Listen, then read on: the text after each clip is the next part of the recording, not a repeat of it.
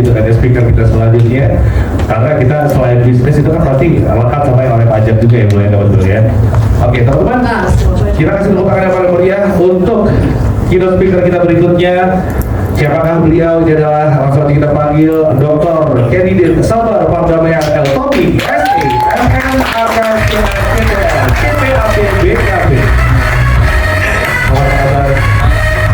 Luar biasa, nice ya.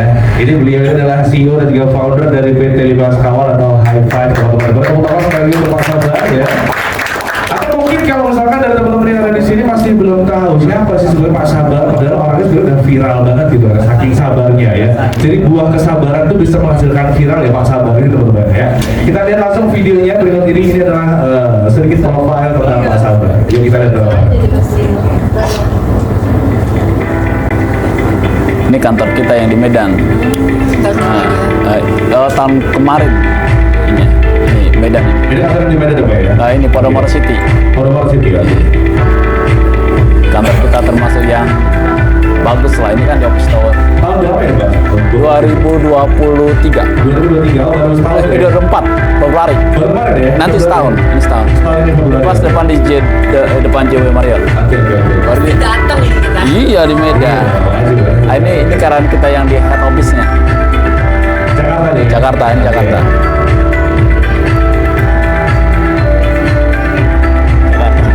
Anak-anak muda semua nih. Oke. Gen Z. Gen Z. Gen Z semua ya. Oke.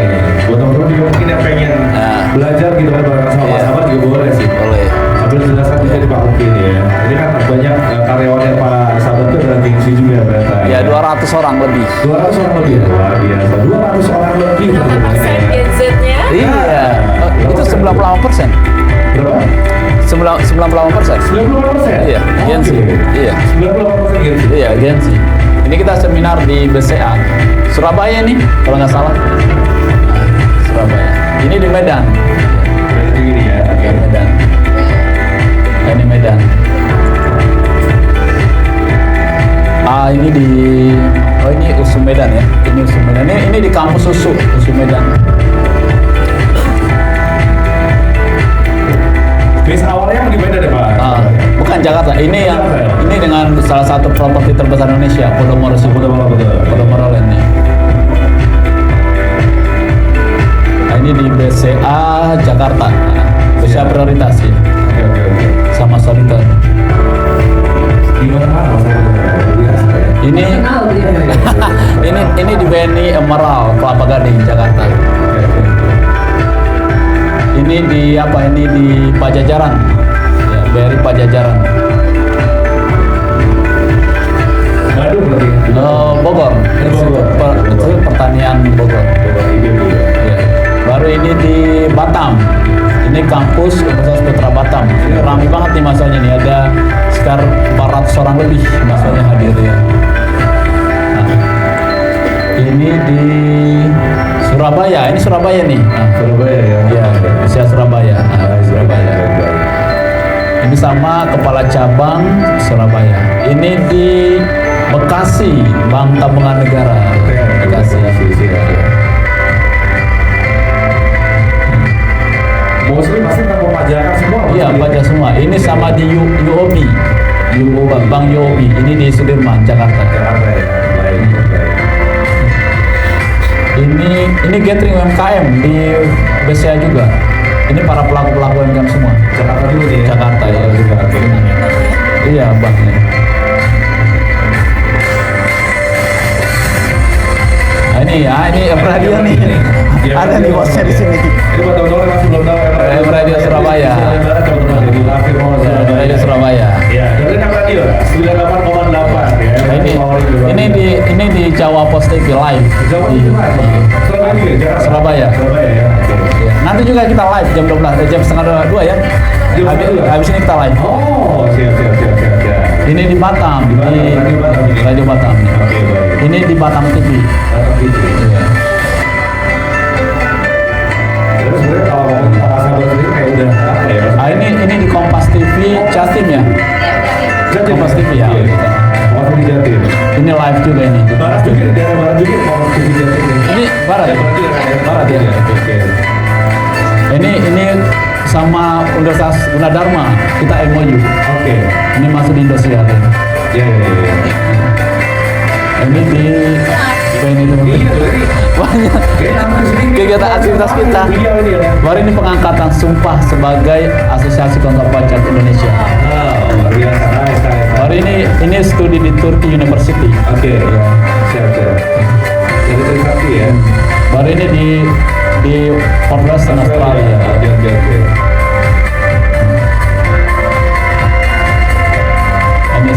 Ini sama pejabat di Kemenkyu. Mantap. Iya. Udah amat ditembak ini sama Ibu Senian terakhir. Luar biasa. Berarti sama Bu Sri Mulyani ya. Oke. Berapa tahun dia dari Bukit Keluar berarti ya? Iya. Sampai sekarang hasilnya. Iya, dari dulu. Iya. Ya, luar biasa. Oke. Jadi kita tipis-tipis sama kita ngomong tentang kawin pajak gitu. Betul. Ya. Ini siapa tadi yang kuliah pajak angkat tangan? Ayo yang kuliah pajak yang mana nih? Saya harus tes dulu nih. Iya. Mana? Angkat tangan. Yang mana nih mahasiswa yang kuliah pajak mana? Yang kuliah pajak angkat tangan coba. Ayo tunjuk tangan. Coba. Ini mau kasih duit loh. Iya, coba. Lo kasih dulu ini. Enggak, satu yang kasih duitnya boleh enggak? Ini satu, terus siapa lagi yang pajak? Pajak cewek. Pajak yang- Cewek siapa tuh pajak tadi? Ada. Ada tadi tuh cewek di sini tadi. Ini Gue denger. depan, ini depan. Ayo, oke, siapa lagi? Anak pajak ada? Kuliah apa? Pakai jurusan pajak ada? Oke, Langsung pada nggak tunjuk. ayo. Yang masalahnya kita lagi buka open recruitment untuk, ayo. Jadi senior kalian yang belum dapat pekerjaan hari ini kita buka lowongannya. Tuh Nah, kan, ya kan? enak banget kan? Terus teman-teman yang mau magang, ayo silahkan, kita ada cabang di Surabaya. Ada juga ya? Ada persis mana di, ya? di Surabaya? depan Pakuan Mall. Depan Pakuan Mall ya? Iya, depan Pakuan Mall. Oke. Spasio Office Iya. Tower. Lantai 2. Kita tetanggaan sama Bulengga. Iya, betul. Iya. Iya, oke. Oke. Kita Ah. di radio juga tetangga tapi agak jauh sih. Agak jauh, Iya, oke. itu salah satu. Siap. Oke. Baik. Oke. Nah, ini kita ngomong tentang namanya tipis-tipis apa namanya Pajak ya. Nah, oke. Jadi kalau ngomong tentang pajak sebenarnya kalau misalkan kita ngomong tentang pajak itu kenapa harus ada pajak sih? Pak, Oke. sabar gitu kan definisi pajak ya. Kenapa kita harus Waduh. Kenapa kita harus dipajaki gitu loh maksudnya? Iya, kenapa sih pajaki yang nggak Iya. bayar pajak lah ya? Iya, gitu, Bang. Kayak di Australia, Nah. kayak di Dubai. Di Dubai kan pajaknya kan PPN-nya kan 5%. Oke. Saya bayar pajak 48% di Jerman. Iya di Jerman. Lebih tinggi. Tapi kan 40%. tapi kan kita lihat bagaimana pajak itu dikelola negara itu dengan baik. Iya. Sehingga langsung bisa dinikmati langsung oleh masyarakat. Oke, Sehingga oke. mereka nggak merasa rugi. Oke. Beda dengan Indonesia karena bersifat tidak langsung ya. Oke. Oke. Karena supaya dapat materinya ya teman-teman semua ya. Hari ini kita coba buka slide-nya dulu deh. Ya, teman-teman ya. Oke, saya diri ya, boleh nggak ya? Di sini kita belajar memahami pajak untuk pebisnis pemula, ya, pebisnis pemula. Tapi teman-teman nih, Pak, saya mau pebisnis pemula ini kapan nih? Boleh nggak? Tadi udah bilang, ini keren banget loh. Saya tadi simak ya, luar biasa gini loh. Saya sedikit ya sebelum saya sama ke sini. Saya dulu kan karyawan. Saya karyawan bekerja di beberapa perusahaan sampai 15 tahun.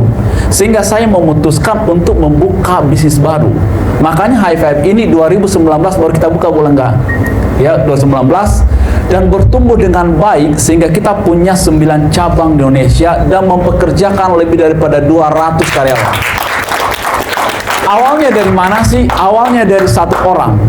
Pertama Bu, saya buka bisnis High Five ini ya, teman-teman perhatikan semua ya. Nggak ada office boy. Saya yang merangkap jadi office boy.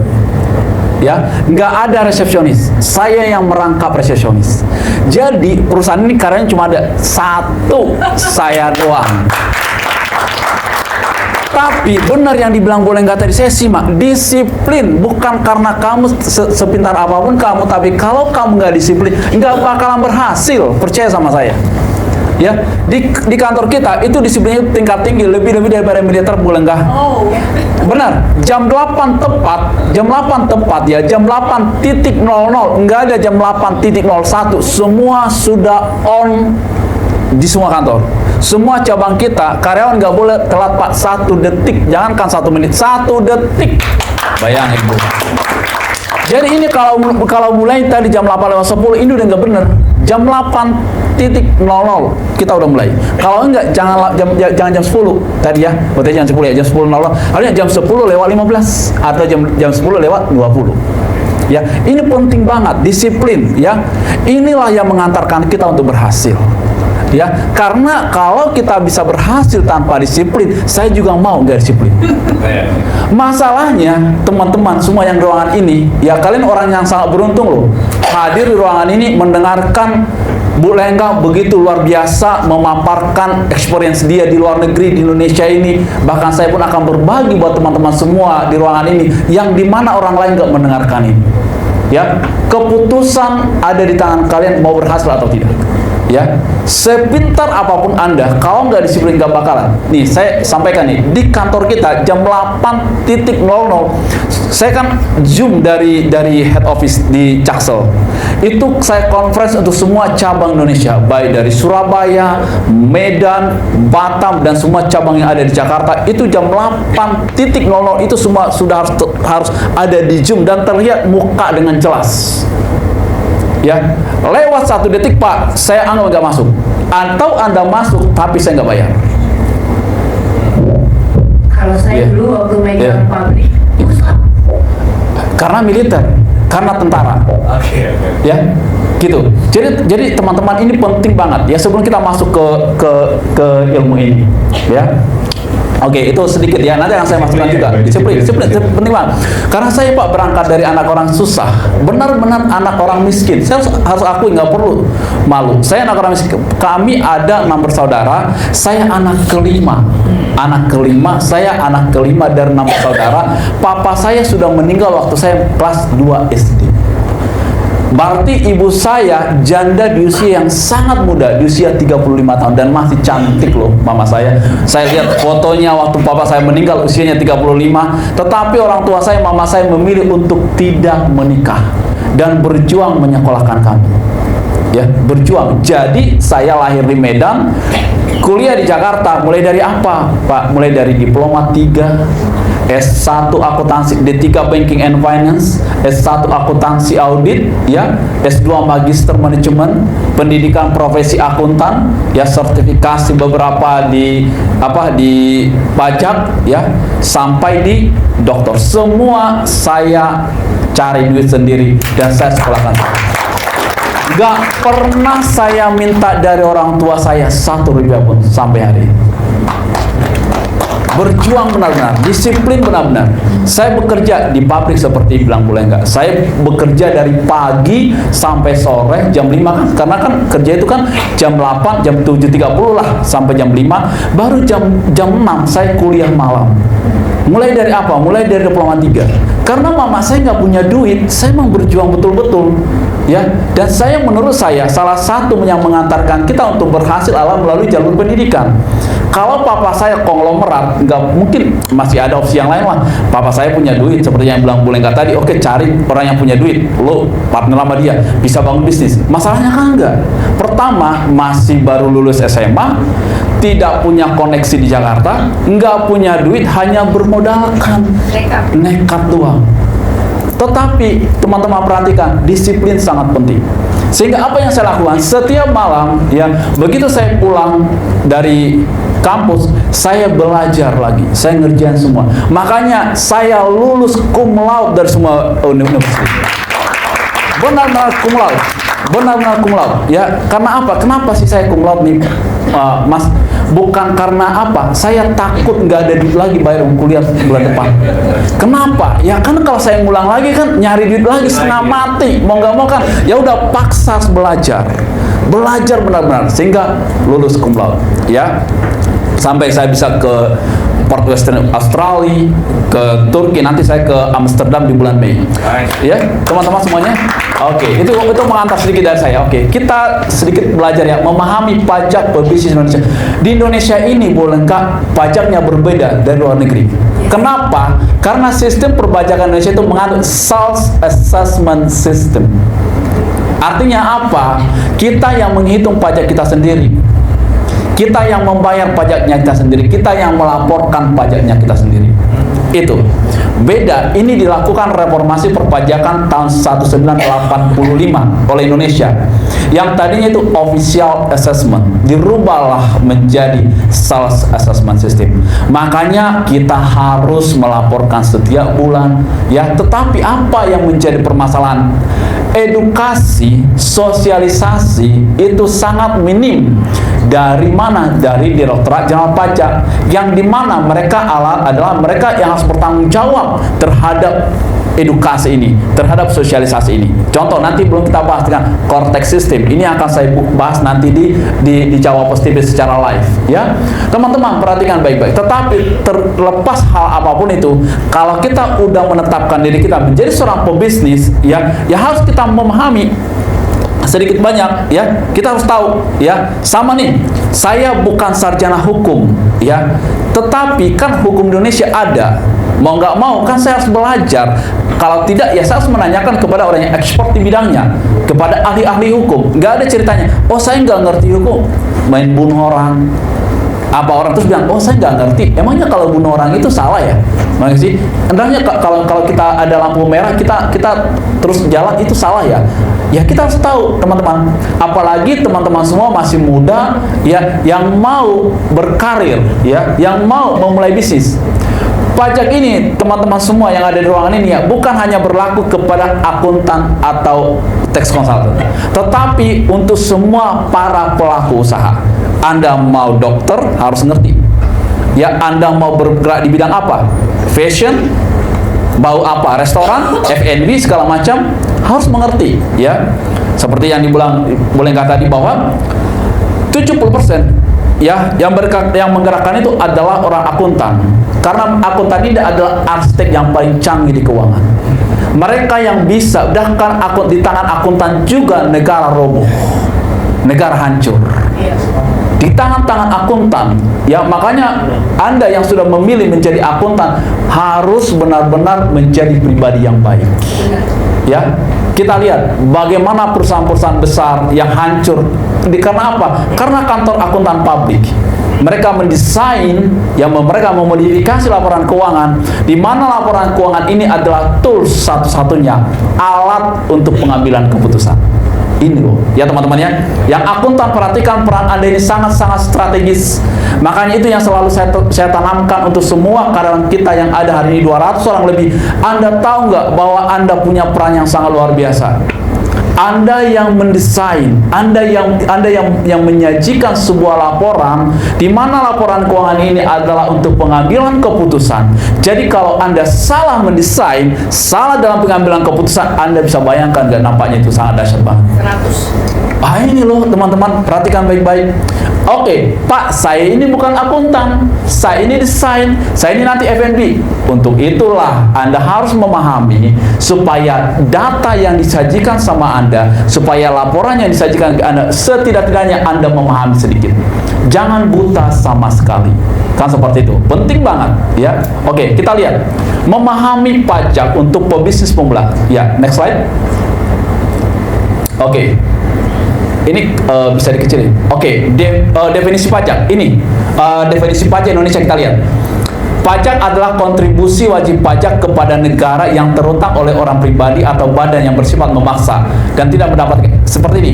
Di Indonesia, teman-teman, itu ada 4 subjek pajak sesuai undang-undang. Pertama, subjek pajak orang pribadi. Siapa itu orang pribadi? Saya, boleh nggak? Mas, semua orang yang ada di ruangan ini masuk dalam kategori subjek pajak orang pribadi. Clear ya sampai di situ? Yang kedua, subjek pajak badan. Subjek pajak badan itu siapa? Pertama, perusahaan. Contoh, boleh nggak nih punya BMT? Itu subjek pajak badan. Ya, walaupun memang di dalamnya ada jajaran direksi, ada komisaris, ada semua karyawan yang menggerakkan roda perusahaan tersebut. Tetapi itu berbeda. Subjek pajaknya sangat jelas tadi, ada orang pribadi. Badan yaitu perusahaan, PT, CV, yayasan, koperasi, firma, parpol, partai politik, ya. Partai politik itu termasuk subjek pajak badan. Kita tanya aja, mereka bayar pajak nggak di negara ini? Karena mereka masuk dalam kategori subjek pajak badan loh. Contoh, partai politik PDIP misalnya, Golkar, itu masuk dalam subjek pajak badan. Ya, subjek pajak badan, ya. Ormas, organisasi masyarakat, Ya, pertanyaannya, mereka teriak-teriak sana sini, mereka bayar pajak gak? Mereka masuk dalam kategori subjek pajak badan loh. Jadi bukan yang hanya dilihat, oh ini perusahaan yang komersial, oh ya digenjot terus pajaknya, bukan. Bagaimana dengan ormas-ormas? Bagaimana dengan partai-partai politik tersebut? Mereka melaporkan nggak sih SPT organisasi mereka itu? Karena kan jelas mereka mendapatkan penghasilan, betul nggak? Pasti ada sumbangan dong. Mereka ada biaya, mereka harus laporkan semuanya. Ya, itu nama subjek pajak badan. Terus yang ketiga, BUT ini apa? BUT ini contoh kayak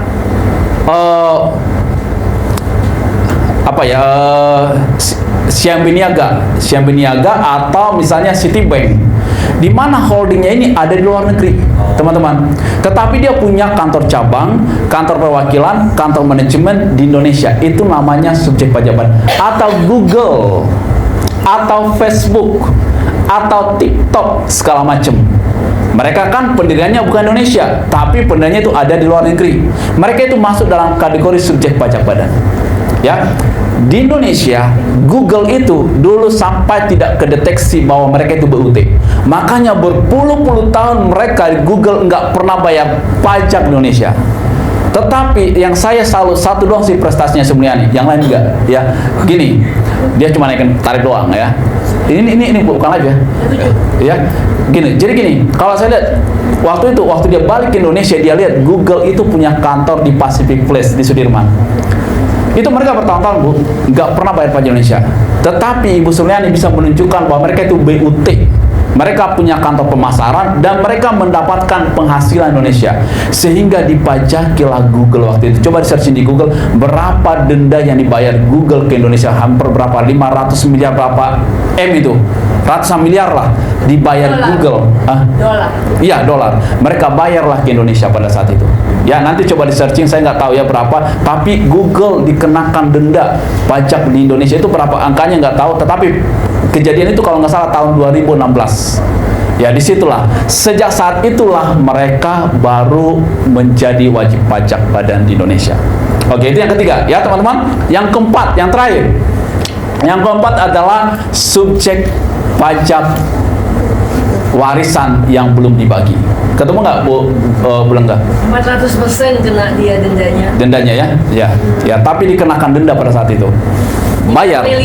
Triliun ya Bu? 3 triliun. 3 triliun. 6 triliun. 6 triliun. Ya, mereka bayar pajak. Ya. Ya, kenakan denda pada saat itu. Oke, yang keempat adalah subjek pajak BUT. Warisan yang belum dibagi. Jadi ini teman-teman perhatikan baik-baik.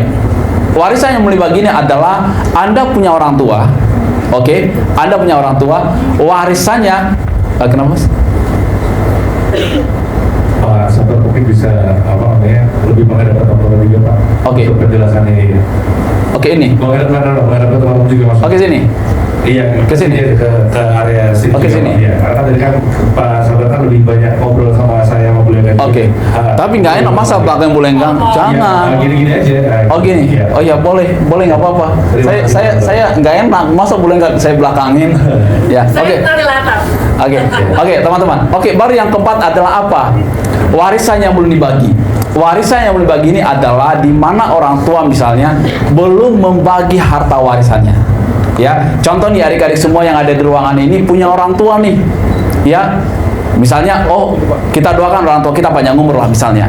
Dia meninggal nih, warisannya ini belum dibagi, belum sempat dibagikan sama kalian. Ya, teman-teman ya. Itu merupakan warisan yang belum dibagi, ya. Jadi kapan itu menjadi objek pajak buat kalian adalah saat warisannya itu dibagi. Jadi selama warisan dari orang tua itu atas nama dia dan belum dibagikan kalian, maka itu menjadi subjek pajak tersendiri. Jelas ya? Jadi ada 4 ya. Subjek pajak orang pribadi, subjek pajak badan, BUT, sama warisan yang belum dibagi. Oke. Definisi pajak sangat jelas di sini. Kenapa sih masyarakat Indonesia kok agak ogah-ogahan ya bayar pajaknya? Karena mereka tidak menerima manfaat langsung. Itu masalahnya. Mereka tidak menerima manfaat langsung. kalau semua wajib pajak Indonesia ini menerima manfaat langsung, mereka itu tidak akan melakukan penghindaran pajak, ya. Pasti mereka akan komplain semua, mereka akan patuh. Tetapi karena mereka tidak merasakan manfaat langsung, makanya mereka melakukan penghindaran. Oke, jelas ya, ini subjek pajaknya. Baru ini definisinya. Oke, next. Ini ada pajak langsung sama pajak tidak langsung, ya. Jadi kalau pajak langsung itu misalnya ada PPH, pajak penghasilan, ya. Nanti semua yang ada di ruangan ini teman-teman yang bekerja, nanti kalian ada namanya PPH pasal 21, penghasilan. Sehingga intinya Bolenggang bahwa yang dipajaki itu adalah penghasilan. Itu prinsipnya di situ. Yang dipajaki adalah penghasilan. Jadi selama tidak ada penghasilan, maka tidak ada objek pemajakan. Makanya perusahaan yang rugi tidak bayar pajak. Kenapa nggak bayar pajak, Pak Sabar? Karena tidak memiliki penghasilan. Kan rugi kan nggak punya penghasilan. Tapi kan ada omset loh Pak Sabar, ada omset nih. Setelah dikurangi COGS, HPP dan ketemu laba bersihnya, ternyata minus. Kalau minus, berarti kan tidak ada penghasilan yang diterima oleh siapa? Oleh para pemegang saham. Makanya tidak ada pemajakan atas kerugian. Yang dipajaki apa? Yang dipajaki itu adalah laba bersih. Laba bersih, ya. Bahkan, teman-teman, perusahaan yang mengalami kerugian selama 5 tahun bisa dikompensasi. Contohnya apa? Oh, saya rugi nih tahun 2024. Rugi nih 10 miliar. 2025 saya profit misalnya 5 miliar. 10 miliar dikurangi 5 miliar berarti kan masih minus 5 miliar. Masih belum dipajaki. Kapan Pak dipajaki itu?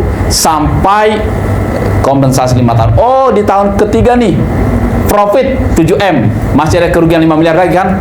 Berarti masih ada selisih 2 miliar profitnya. Itulah yang dipajaki, ya teman-teman ya. Jadi nanti kalau Anda usaha harus benar-benar lihat nih, usaha saya ini udah profit atau belum, gitu loh.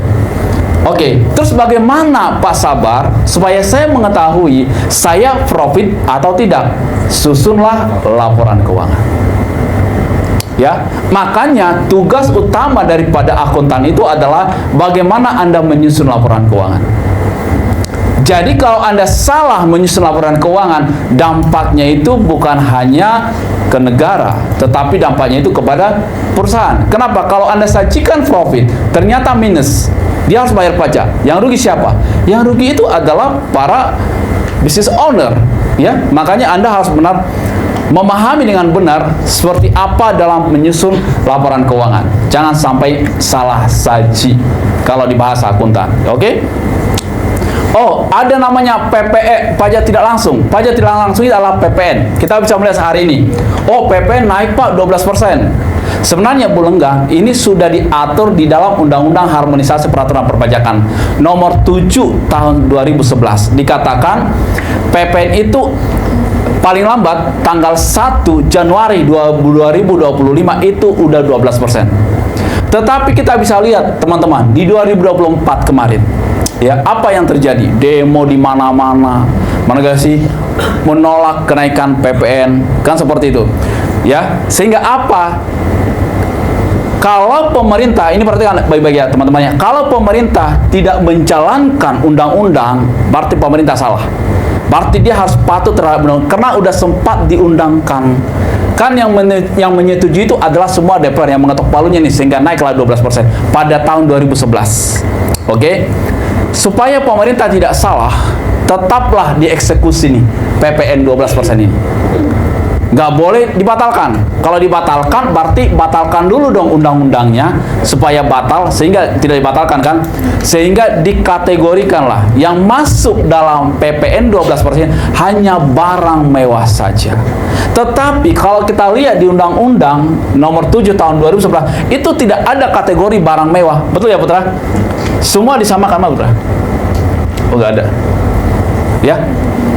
Semua disamakan, PPN 12% untuk barang kena pajak sama jasa kena pajak, ya. Tapi untuk meredam situasi supaya tidak makin panas waktu itu, sehingga ya udahlah PPN tetap 11%, yang 12% hanya diperuntukkan barang mewah saja. Pertanyaan saya, teman-teman nanti menjadi pebisnis nih. Ini kan pajak untuk para pelaku usaha. Kapan Anda akan memungut pajak pertambahan nilai? Saat Anda mendapatkan omset berapa sehingga Anda ini bisa memungut PPN. Karena PPN ini adalah milik negara 100%. Ya, kenapa seperti itu? Karena yang membayar PPN ini adalah konsumen akhir, teman-teman. Ya, konsumen akhir. Siapa itu konsumen akhir? Konsumen akhir adalah mereka yang mengkonsumsi terakhir atas barang dan jasa tersebut. Contoh kayak rokok, mereka kan yang mengkonsumsi rokok tersebut, sehingga mereka lah yang membayar PPN-nya. Oke, Anda beli mobil nih, Anda beli rumah, Anda dikenakan pajak pertambahan nilai, berarti yang membayar PPN ini adalah yang mengkonsumsi, konsumen akhir. Itulah yang membayar PPN ini. Karena PPN ini adalah dibayarkan oleh konsumen akhir, Anda sebagai pelaku usaha hanya berkewajiban untuk memungut. Intinya apa? Negara hanya minta tolong sama kita, tolong dong kamu pungut PPN-nya, saya titip ya duitnya sama kamu. Kurang lebih seperti itu bahasanya. Ya, karena kan nggak mungkin langsung pemerintah melakukan transaksi terhadap klien kalian. Oke, misalnya nanti Anda sebagai pengusaha nih, bikin usaha nih, misalnya F&B atau kalian otomotif dan segala macam lah.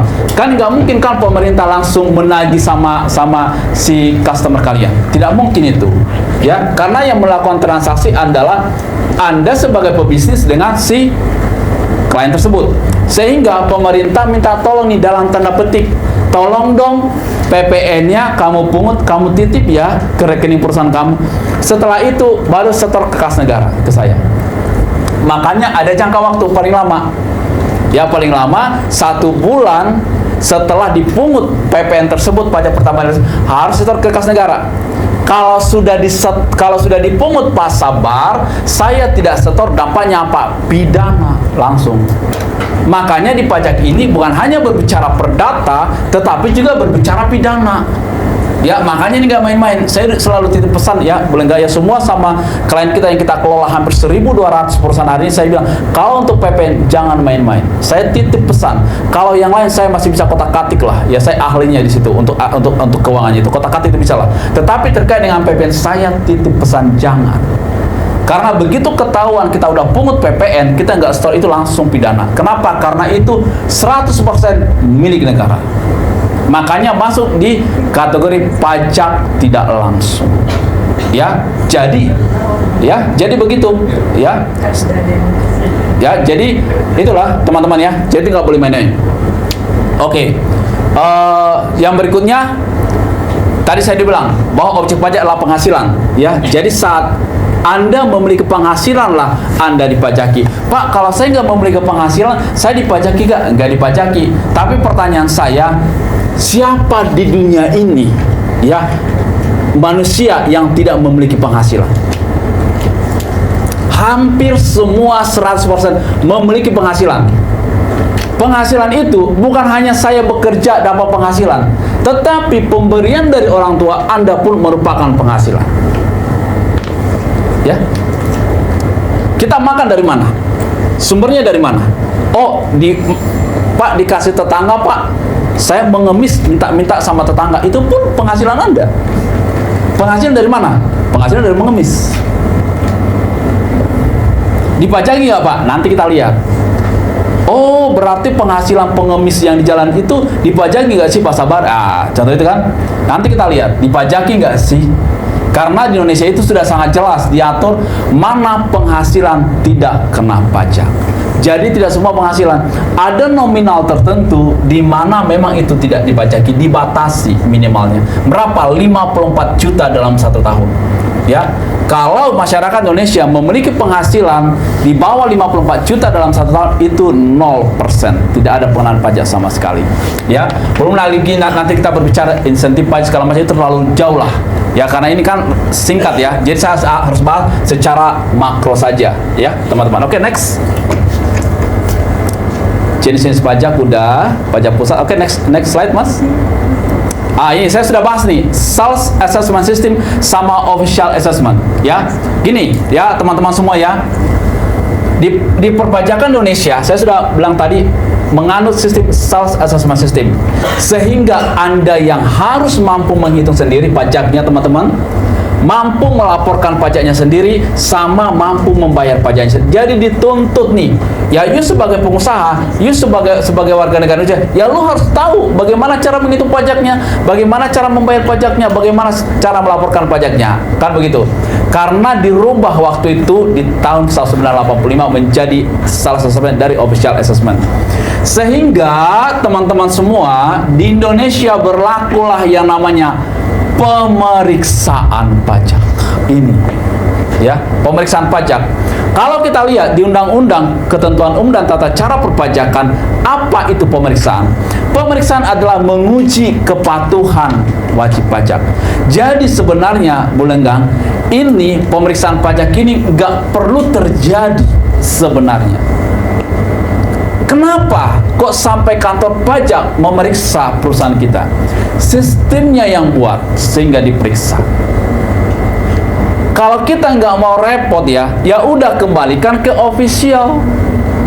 Bikin sistem yang rapi, tapi mungkin mengarah ke situ nih Bu. Ya, makanya dibangun namanya Cortex System. Ya, nanti nih kalau semua data informasi terintegrasi di Indonesia dalam satu platform namanya Cortex System, mungkin pelan-pelan kita akan mengarah ke official. Sehingga sudah jelas ya bagaimana tingkat kepatuhan wajib pajak di Indonesia. Ya, itu. Ya, makanya sampai pemerintah, silakan search di Google, pemerintah Indonesia mengelontarkan uang 1,3 triliun, bukan M loh, triliun bos, nggak main-main. 1,3 triliun untuk membangun suatu platform namanya Cortex System ini, ya. Kenapa seperti itu? Inilah yang menjadi tools, inilah yang menjadi alat yang akan dipakai oleh DJP untuk melihat tingkat kepatuhan daripada wajib pajak atau tax compliance, gitu loh. Oke, teman-teman, cukup. Ini silahkan di-share materinya ke teman-teman semua. Silahkan dibaca. Kita langsung ke tanya jawab. Ya, karena kalau saya bahas ini, bisa sampai besok nih Pak. saya kuliah perpajakan 15 tahun. Gak mungkin dalam jangka waktu setengah jam saya bisa buat kalian pintar itu. Nggak mungkin banget lah, benar nggak sih? Cuman mungkin kita bisa silakan sharing-sharing sama silakan jawabannya. Boleh tepuk tangan sekali untuk Pak Sabar teman-teman ya. Oke, boleh. Silakan yang mau ada pertanyaan gitu bisa langsung angkat tangan ya. Aku samperin teman-teman boleh sambil nanti kita kasih goodie bag lagi ya. Siapa yang mau nanya boleh, mau ke Bu Lengga juga boleh, mau ke Pak Sabar juga boleh gitu kan ya. Mau to start bisnis mungkin atau teman-teman yang bisnis pemula misalkan gitu ya. Atau mungkin ya lagi di sini akan pajak gitu kan mau tanya-tanya sedikit tentang ilmu pajak dan sebagainya boleh ya. Ya boleh angkat teman-teman ya. Ada pertanyaan apa? Boleh untuk Bu Lengga dan juga Mas Sabar di kesempatan siang hari ini gas. Siapa yang mau nanya boleh? Kalau semua mau nanya kayaknya. Coba dulu, official jangan. Oke, mau apa? Mau duit? Mau makan? Mau ya? Oke, mau juga mau sih. Ada yang mau nanya boleh? Ayo nanya teman-teman. Silakan. Yuk, nggak usah apa-apa loh. Pokoknya ada Bu Lengga di sini, ada Pak Sabar di sini gitu kan ya, dengan apa namanya ilmu yang sangat daging gitu ya, jangan sampai dilewatin teman-teman ya. Cuma yang paling basic aja juga nggak ada masalah. Iya, basic aja gitu. Apa sih gitu loh ya. Soal ramal masa depan ya. Iya, itu ya. Ayo yang paling basic aja. Ayo mau nanya boleh? Nih. Ayo, silakan. Silakan. Ya. Boleh dikenalkan nama siapa dan sini Mas. Dari mana? Ya.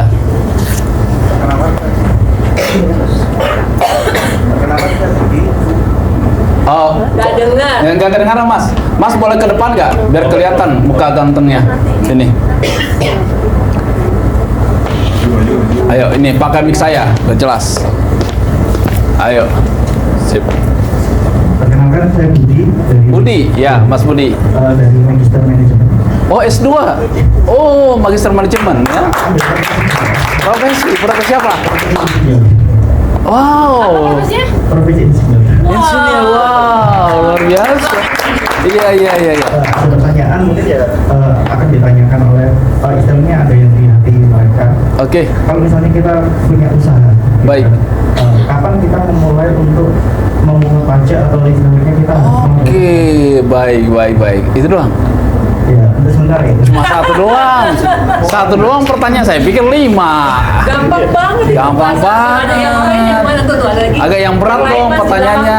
Kan gini, Oke. misalnya kan kita ngerintis nih, Iya. ngerintis terus tiba-tiba kita juga ada karyawan, ada Betul. mau kan kita kena Iya. Iya. Baik. Baik. Baik.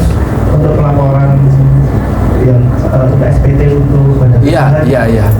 Oke, baik. Ya, saya jawab ya.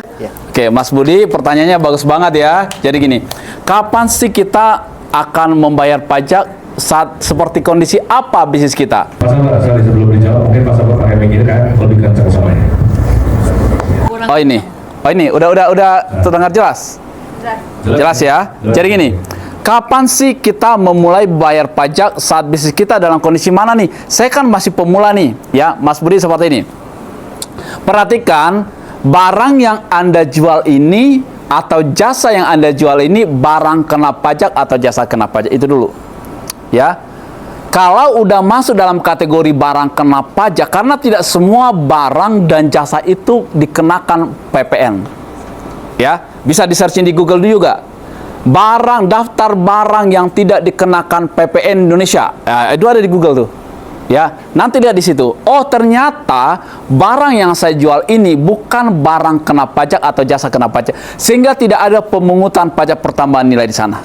Jelas itu yang pertama. Yang kedua, lihat berapa total omset yang Anda dapatkan dalam 1 tahun pajak. Karena Indonesia itu menganut tahun pajak, Mas. Tahun pajak, ya, tahun pajak. Ada namanya 1 tahun pajak.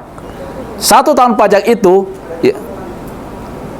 Oke, 1 tahun pajak itu, Mas, itu 1 tahun kalender. Menganut kalender Masehi di Indonesia. Bukan kalender Islam ya, di Indonesia ya. Dia menganut kalender ya, 1 kalender. 1 Januari sampai dengan 31 Desember. Itu yang dianut oleh kantor pajak.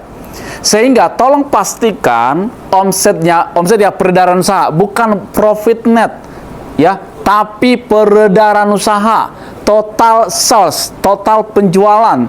Kalau masih di bawah 4,8 miliar dalam 1 tahun, maka tidak wajib membuat yang namanya pembukuan atau laporan keuangan. Tidak wajib. Terus bayar pajaknya dari mana, Pak? Tapi kan omset saya itu 4,8 miliar dari total omsetnya. Berapa total omsetnya? Dikali 0,5%. Ya. Tadi kan Pak Sabar bilang, bayar pajak itu dari laba bersih. Itu opsi yang pertama.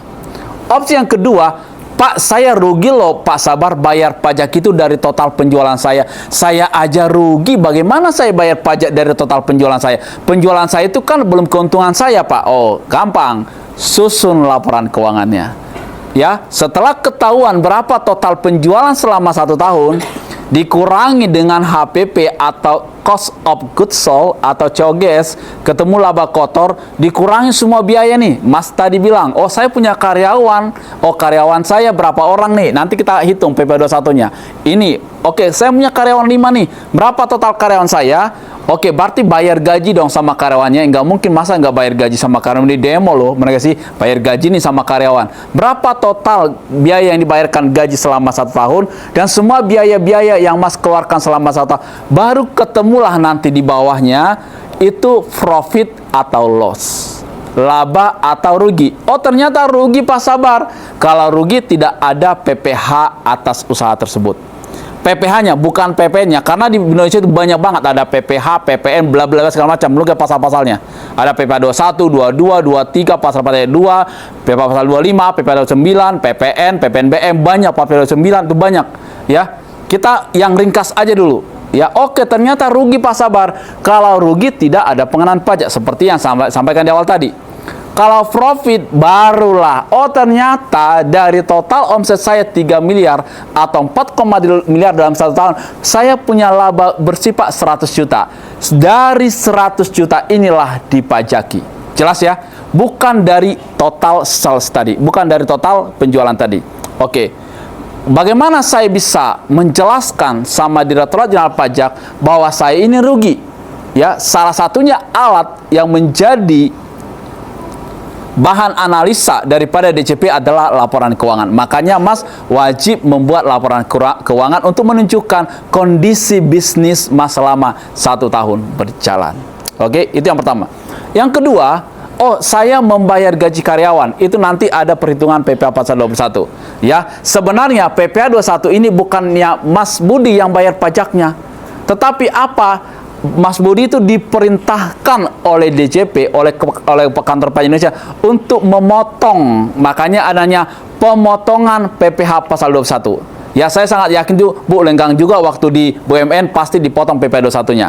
Ya, ada bukti potongnya. Ya, dipotong nih. Jadi Bu Lenggang itu udah bayar pajak ke negara ini dari mana? Dari penghasilan beliau. Tetapi dipotong oleh siapa? Oleh si pemberi pekerjaan, oleh si pemberi uang. Dari mana Bu Lenggang dapat duit? Karena dapat gaji BUMN. Makanya BUMN potong. Sama nih, Mas punya perusahaan, punya karyawan. Dari mana karyawan dapatkan uang? Karyawan itu dapatkan uang adalah dari perusahaannya Mas Budi. Mas Budi lah yang membayarkan itu kepada karyawan. Tapi bukan Mas Budi yang membayar pajaknya, tetapi Mas Budi yang memotong dari pajak mereka.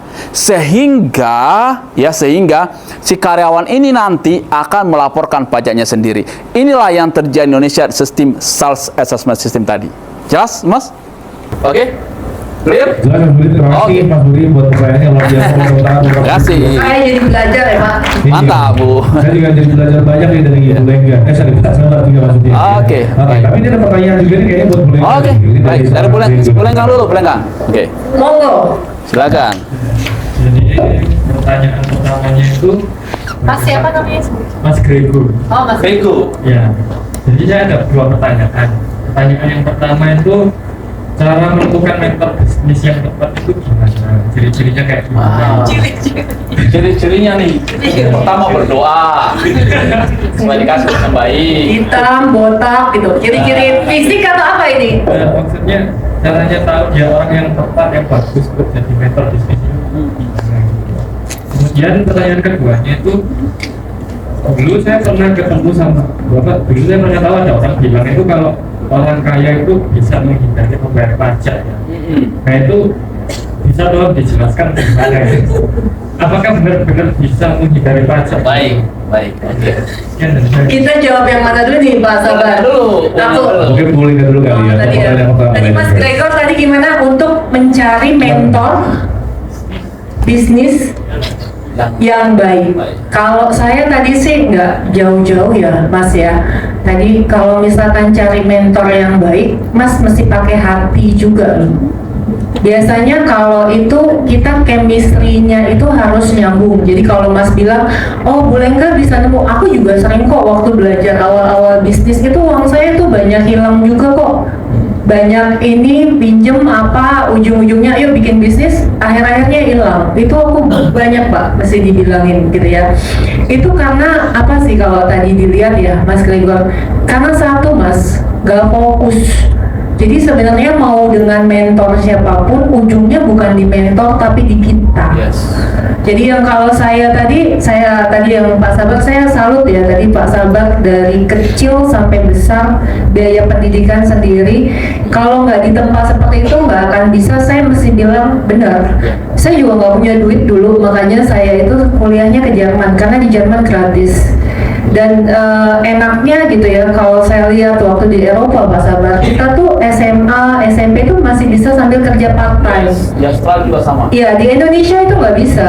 Jadi kadang-kadang itu juga yang mengganggu sekolah. Jadi tadi sekolah itu bukan prioritas gitu loh. Sedangkan kalau di sana itu tadi masa muda itu disitulah saya jadi belajar dulu mulai dari ngelap-ngelap meja, saya jadi waiters.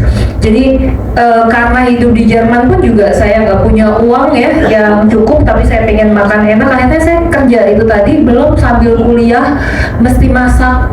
Dan kuliah bukan bahasa Inggris lagi tapi bahasa Jerman. Mau nangis pun juga udah nggak bisa gitu loh. Jadi antara kamu hidup atau mati. Nah tadi kalau dibalikin tadi bagaimana mencari mentor yang baik, kalau saya biar gimana Pak, buka hati ya, karena kalau misalkan seperti itu kadang susah ya. Kita bisa menemukan seseorang itu kalau chemistry-nya tidak cocok, itu yang pertama. Terus yang kedua, goalnya Pak. Jadi jika visi dan misinya sudah tidak sesuai dengan Mas Gregor, tidak usah dilanjutkan. gitu. Jadi kalau saya melihatnya gitu kayak tadi gampang kok. Mas Gregor maunya apa? Misalkan tadi saya mau buka bisnis fashion. Nah, tentukan goal. Bisnisnya mau bikin fashion apa? Jelas. Marketnya mau kemana? Atau dalam 1 tahun aku yang UMKM dulu yang menengah bawah. Setelah itu saya mulai ada, baru saya bikin branding, saya bisa naikkan, Bu, saya mau ambil international. Itu bisa tadi. Jadi kalau saya tadi fokusnya mau gimana? Karena publikum ya. Jadi kalau saya lihat publikum, kenapa sih kayak waktu itu aku lihat rokok mungkin kelihatannya untuk menengah ke bawah, tapi publikum Pareto di Indonesia menengah ke bawah itu yang paling banyak. Jadi kalau dibilang orang kaya itu banyak dari perusahaan rokok ya salah satunya ya.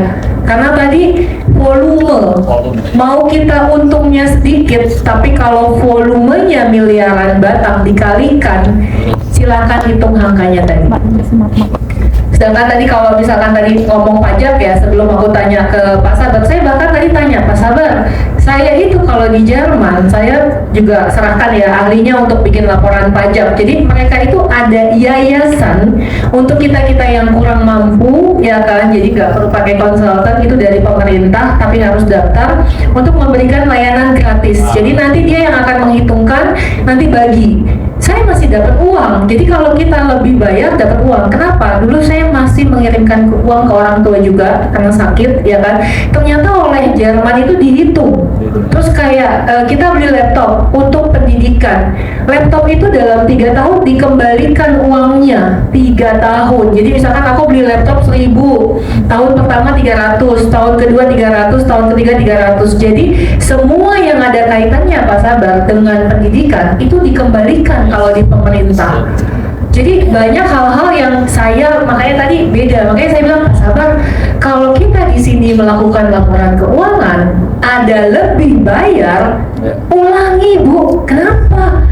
Ibu akan menjadi objek untuk tadi apa namanya Pak Sabar, penyelidikan, pemeriksaan. Sedangkan kalau di sana saya lebih bayar, dapat saya duitnya. Mungkin ini Pak Sabar bisa sambil menjawab ya. Mas Gregor tadi jawabannya udah jelas. Kalau kurang nanti setelahnya bisa kita discuss lagi tadi. Masalah baju tuh mungkin kalau memang mau bikin baju, aku mungkin kalau desainnya oke bisa kita pakai loh. Oke, aku lanjut. Pak Sabar mau tadi. Asik, luar biasa. Boleh tepuk tangan buat Bu Lengga teman-teman ya. Ini luar biasa ya. Saya boleh nggak? Jadi pas banget nih. Contoh Sabar nih hari ini di sini. Karena saya punya mentor loh. Nggak bisa tiba-tiba, oh saya ada di sini jadi berdiri. Dulu saya nggak bisa bicara, takut, maksudnya grogi juga, maksudnya nggak gemetar gitu loh mau ngomong di depan kelas, nggak bisa bicara. Tetapi kalian harus mendapatkan mentor yang benar-benar gitu loh ya. Maksudnya itu seiring berjalannya waktu ya, nggak bisa karena pertama lihat dulu track record dia benar-benar berprestasi tidak. Ya jangan cuma ngomong-ngomong ya dalam tanda petik dia cuma jual ludah doang. Omdo doang. Jangan. Terus lihat komitmen dia. Dia serius gak sih ya, kalian mempersiapkan kalian. Contoh kayak gini. Ini boleh Kang ya. Ini karyawan kita, ini ada Putra di sini, ada GM saya datang nih, ada 2 orang nih. Sama si itu ya, Sumitro sama Putra. Mereka ini Putra ini dulu mahasiswa saya. Benar ya, Put? Mahasiswa saya. Tapi lihat nih keseriusan beliau dan dia jeli ya. Ini bisa nih saya gabung sama Pak Sabar ini jadi mentor saya nih. Udah ikut mau 3 tahun. Mereka sih jadi posisi terbaik hari ini. Ya, posisi GM. Dari mana? Dari mahasiswa seperti kalian, ya. Gitu loh. Terus lihat nih, benar-benar kamu harus yakin dan lihat, pelajari betul-betul karena dialah yang menuntun kamu berjalan. Ya. Jalan dialah yang harus kamu ikuti. Kalau udah jalan dia belok-belok udah nggak benar, lu nggak perlu ikuti dia.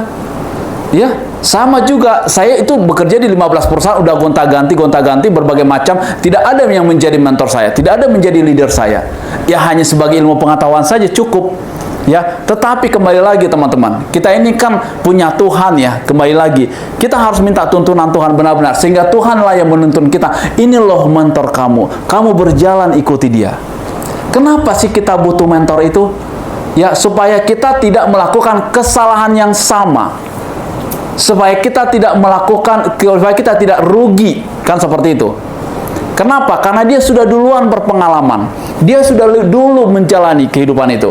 Sehingga, yang tadinya ini jembatan, harus lompat loh, nggak boleh jalan. Lompatnya sebegini, kencangnya lompatnya. Sehingga tapi pastikan dia sudah nyebrang duluan. Ibaratnya seperti itu. Ini ada sungai, ada jembatan. Terus mentor kamu bilang, bisa loh kita lompat ke sana. Tapi dia nggak pernah lompat ke situ loh. Itu logikanya, menurut saya seperti itu. Makanya pelajari betul-betul track record dia, riset betul-betul, cek betul-betul, ini nih yang menjadi mentor saya. Karena kamu salah memilih mentor, kamu akan salah, akan terlalu jauh salahnya, ya. Jadi dia mentor kamu itu udah nyebrang dan dia mau datang ke kamu untuk sama-sama karya. Itu menurut saya mentor. Bukan, ya udah lu duluan, lompat aja, dia aja belum pernah. Atau memang udah di sini dia. Terus dia bilang, udah lu maju, nggak begitu. Ya, makanya di perusahaan kita ya, di perusahaan kita sampai hari ini saya masih ajarin mereka loh. Ya karena udah sibuk banget ya, setiap hari Bu Lenggang itu saya ajari ini loh, materi ini. Karena memang saya mempersiapkan mereka menjadi next Sabar Tobing. Itu loh, next. Benar gak sih? Saya mau copy paste nih, Sabar Tobing 1, Sabar Tobing 2, Sabar Tobing 3. Memang dari 200 ini ada yang 70% bagus, yang nggak bagus ya sudah. Tetapi kan seiring berjalannya waktu kan kita rekrut, kita filter satu persatu, dan memang terbukti pasti ada yang bagus, ya, gitu ya. Oke, terkait dengan pajak tadi. Ini orang-orang kaya bisa menghindari pajak, bisa. Dan yang menghindari pajak itu adalah konsultan mereka yang memberikan advice, gitu loh. Bisa nggak sih Sabar Tobing bikin perusahaan A nggak bayar pajak sama sekali? Bisa. Kenapa? Karena saya kuasai ilmunya, saya ngerti di mana caranya. Mana sih? Bisa nggak sih Pak Sabar bisa menggelapkan pajak perusahaan? Bisa, saya tahu caranya. Tetapi pertanyaan, itu bertentangan nggak sih dengan hati nurani kita? Itu dong, benar sih? Apakah hanya money oriented doang? Hanya duit doang yang ada di pikiran kita? Kan itu dong. Ibaratnya saya dokter nih, dokter ya. Udah saya tahu bahwa risikonya seperti ini, tapi karena saya butuh duit, ya udah tetap operasi, tetap ini, udah tahu dampaknya kemana-mana. Contoh nih, bisa nggak sih saya modifikasi laporan keuangan seperti itu, menggerus laba sebegitu kecilnya, tapi saya tahu dampaknya itu ke perusahaan seperti apa? Gitu loh. Saat ini belum, tapi 2, 3, 5 tahun, itulah yang terjadi di perusahaan-perusahaan besar. Coba di searching, ya, coba di searching di perusahaan, di kantor akuntan apa itu Putra? Ya, yang sampai bangkrut perusahaannya itu, KAP mana itu? Ya, yang besar banget itu dulu, ada itu. Searching di Google nih, saya lupa. Salah satunya ITPC ada Pak. Ya, ada lagi yang udah besar dulu, Put. Kantor konsultan itu, yang sekelas PwC. Ada itu, Ernest, apa sih? Ada satu lagi, searching di Google. Tapi ada, kalian nanti akan saya cari ya. Dia itu karena memodifikasi laporan keuangan perusahaan, itu bangkrut tuh perusahaan. Dia tahu nggak bahwa itu salah? Tahu, nggak tahu. Tahu banget, masa nggak tahu? Lu ahli di bidangnya kok, mana nggak sih? Ya, kembali lagi nih teman-teman, apalagi kalian ini dididik di kampus Kristen. Ini Kristen ya, Katolik ya. Saya dari D3 S1 itu dididik di sekolah Kristen, ya. Norma-norma, ya, nilai-nilai kebenaran itu selalu ditanamkan. Bukan hanya pintar, ya, tetapi kan ada namanya IQ, EQ, SQ, benar nggak sih? Setahu saya itu, benar nggak sih? Jadi bukan hanya IQ, tapi spiritual kita bagaimana, ya? Bagaimana, apakah bertentangan dengan hati nurani kita memodifikasi itu? Kan seperti itu. Jadi kalau ditanyakan Mas tadi, bisa nggak? Bisa. Dan itu biasanya bukan karena mereka sendiri yang bertindak, tapi karena ada advisor, ada yang mengarahkan dia, sehingga mereka ambil tindakan itu. Ya, gitu ya teman-teman ya. Terima kasih. Oke, luar biasa. Ya. Satu terakhir nanti siapa? Satu terakhir yang ada nih. Oke. Ya, ini juga termasuk. Kira-kira pertanyaan untuk siapa? Untuk Bu Lenggang atau untuk Pak Sabar ya? Silakan kenalkan nama, jurusan dan pertanyaan. Ya. Oke, silakan. Jadi ini pertanyaan ini berhubungan dengan pertanyaan pertama tadi. Jadi Oke, selesai. Anderson. Kantor akuntan Pak Anderson. Tidak, Arthur Anderson. Betul ya? Dan sebelumnya saya Arthur Anderson. Ya, saya di sebentar. Oke, perkenalkan nama saya Erik Sulanto dari jurusan Akuntansi Perpajakan. Oke, panggilannya siapa bro? Panggilannya Erik. Erik ya? Oke, siap Oke. Erik.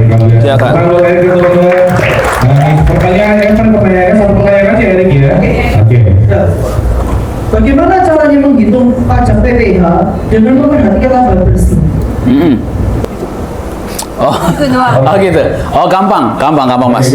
Jadi gini. Oh cara menghitungnya, lihat tarif yang berlaku di Indonesia. Namanya tarif PPh pasal 29. Ya, itu 22% Mas. Ya, tetapi sebelum dikenakan 22%, lihat dulu omsetnya. Kalau masih di bawah 50 miliar, maka dikenakan dulu tarif 11% ya. Dapat fasilitas 11%, itu ada dibagi 4,8 dibagi laba bersih dikali 11%, baru sisanya nanti 20. Intinya cek Mas, berapa tarif yang berlaku PPh Bank Indonesia? Karena itu bisa berubah. Kok bisa berubah Pak Sabar? Kita lihat, searching di Google ya.